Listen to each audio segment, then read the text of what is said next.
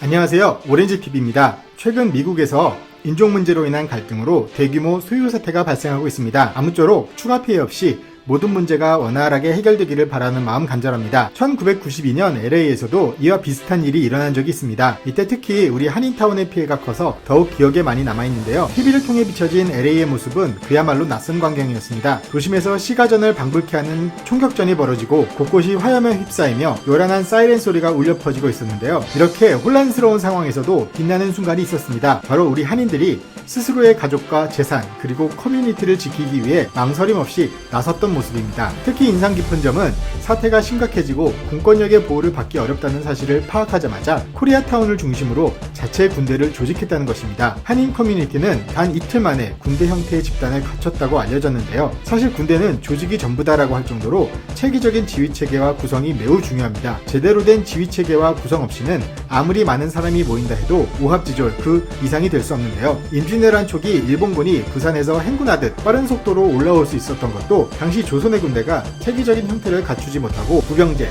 즉 별다른 군사훈련과 조직체계를 갖추지 못한 상태에서 생활에 종사하다가 전쟁이 발발하자 급하게 조직된 군대였기 때문이었죠. 물론 우리 민족의 전투 DNA까지 사라진 건 아니었습니다. 결국 임진왜란을 극복한 힘 또한 우리가 스스로 조직한 의병들의 활약 때문이었으니까요. 그런데 당시 한인들은 어떻게 이렇게 단시간 내에 조직적인 군대 형태의 집단을 이룰 수 있었을까요? 당시 상황을 보면 한 상점을 중심으로 대공초소를 방불케 하는 진지를 구축하는 모습이 포착되었는데요. 이 모습이 MBC 헬기에 의해 촬영됐습니다. 당시 한 미군 퇴역 군인이 뉴스에 출연해 한인의 진지 대응에 대해 언급했습니다. 그들은 손에 샷건, 스나이퍼 라이플, 미니건으로 중무장하고 건물 옥상마다 스나이퍼를 배치했다. 방어 대공초소는 마구잡이로 만든 대공초소가 아닌 군대에서 만드는 대공초소로 저 대공초소로 돌진하다가는 함정에 빠져 순식간에 포위돼 총알로 벌집이 되는 구조다. 한마디로 전문성을 갖춘 방어체계 형태다 라며 놀라워했다고 하네요. 이 사실이 TV를 통해 알려지자 폭동에 참여한 참가자들 사이에 한인타운 근처로 가면 사살당한다는 소문이 퍼져 한인타운 근처로 접근도 하지 못했다고 합니다. 단시간 내에 이렇게 체계적인 군사조직을 갖출 수 있었던 것은 바로 한인들 중 상당수가 한국에서 국방의 의무를 마친 군필자였기 때문입니다.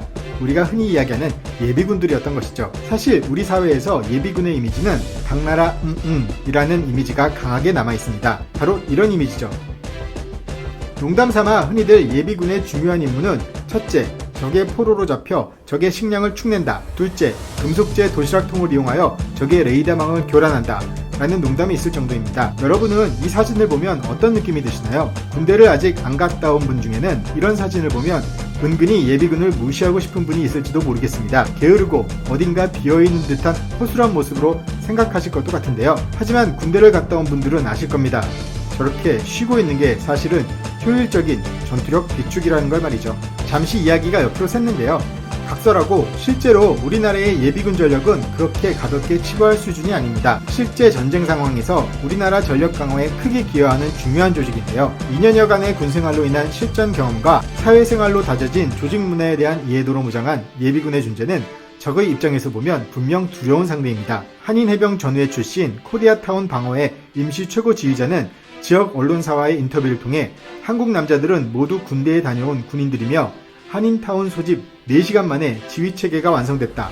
이후 2시간 이후 군필자들의 특기에 따라 보직이 분배됐고 통제 시스템이 구축됐다. 우리에게 탱크, 장갑차, 자주포 등이 있었다면 코리아타운 방어에는 그것을 모두 운영할 수 있었을 것이라고 말했습니다.